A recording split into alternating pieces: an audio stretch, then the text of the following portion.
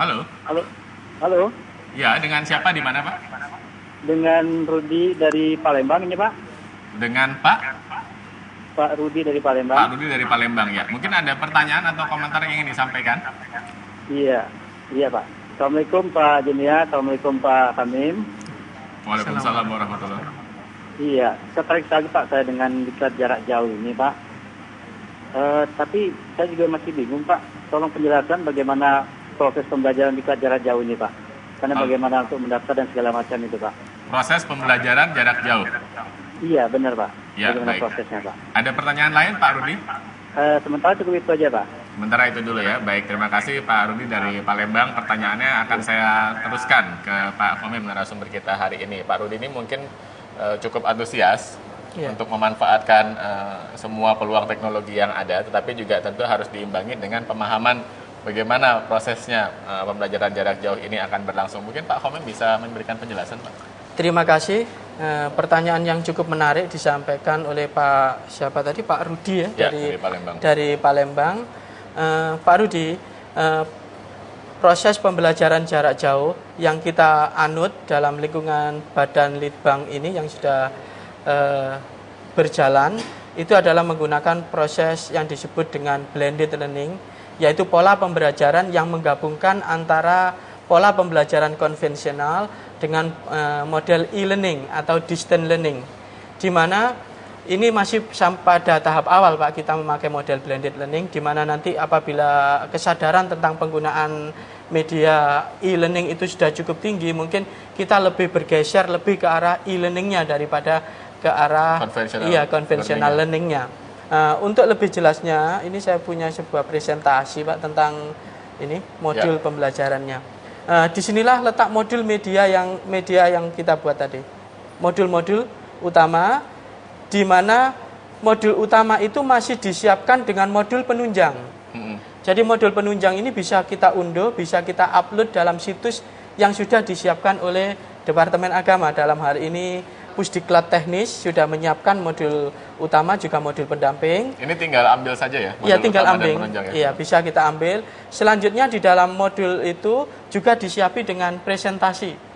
Ya, presentasi dari bahan yang sudah ditampilkan di modul. Jadi ringkasan-ringkasan baik modul utama maupun modul penunjang itu ada di dalam presentasi ini.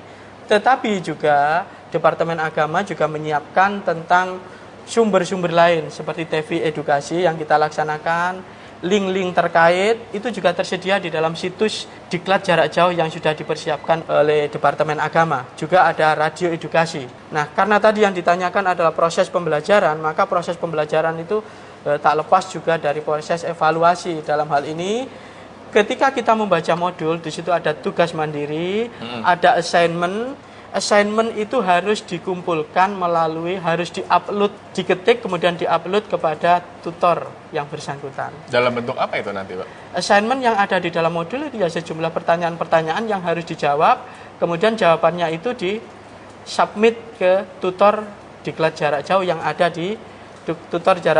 ada di masing-masing balai diklat. Berbasis kertas atau berbasis email? Berbasis email. Dalam hal ini sudah berbasis email, juga assignment. Kita harus ingat bahwa di dalam situs diklat jarak jauh itu di samping tersedia assignment juga ada kuis. Kuis itu langsung interaktif. Begitu kita ngeklik jawaban, maka akan langsung tahu jawaban kita itu benar atau tidak. Ini mungkin model tugas yang diberikan. Jadi langsung dapat umpan balik ya? Iya, langsung dapat umpan balik. Ya? Benar-benar. Sebetulnya evaluasi sendiri begitu. Iya, langsung mendapat umpan balik. Nah, apabila peserta diklat menghadapi permasalahan selama proses kediklatan yang menggunakan model blended learning ini, maka permasalahan-permasalahan itu bisa kita ungkapkan pada saat tatap muka. Karena kita menyiapkan tatap muka 3 kali dalam proses pembelajaran DJJ itu. Yang pertama adalah saat awal pembukaan DJJ, yang kedua adalah saat pertengahan, karena DJJ ini berlangsung selama 6 bulan, saat pertengahan itu pun juga ada tatap muka. Nah, di sanalah nanti segala permasalahan-permasalahan itu kita ungkapkan, kita cari solusinya. Ini ada di slide Anda ya? Ada ini. Jadi permasalahan-permasalahan itu nanti bisa diungkapkan melalui forum diskusi ketika tatap muka.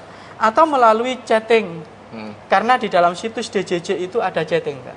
Jadi kita bisa chatting, bisa sinkronus, bisa asinkronus. Kita tinggal tinggalkan permasalahan di dalam situs itu, kemudian nanti tutor akan menjawab. Kita tinggalkan permasalahan, tutor akan menjawab dan seterusnya.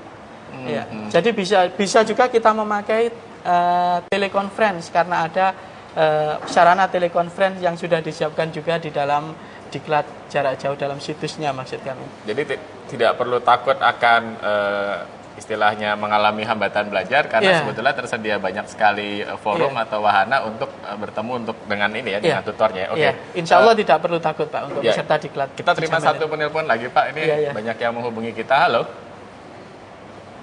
Halo. Halo, Assalamualaikum. Waalaikumsalam. Dengan siapa di mana Pak? Pak Ilyas, Pak, ini saya. Dengan Pak? Pak Ilyas dari Banten, Pak. Di mana Pak?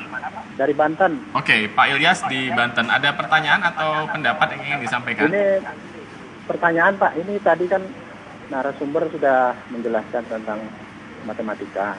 Ya, bahwa, bisa bicara agak nyaring sedikit Pak Ilyas? Ya, matematika ini agak sulit. Ya. Ya, agak susah dipahami, ya, agak rumit. Kira-kira untuk mempelajari matematika ini supaya medianya apa, pakai media apa gitu, supaya mudah mempelajari matematika itu. Oke, baik Pak Ilyas, saya tangkap pertanyaannya. Ada pertanyaan lain dari Anda? Ya, itu aja Pak.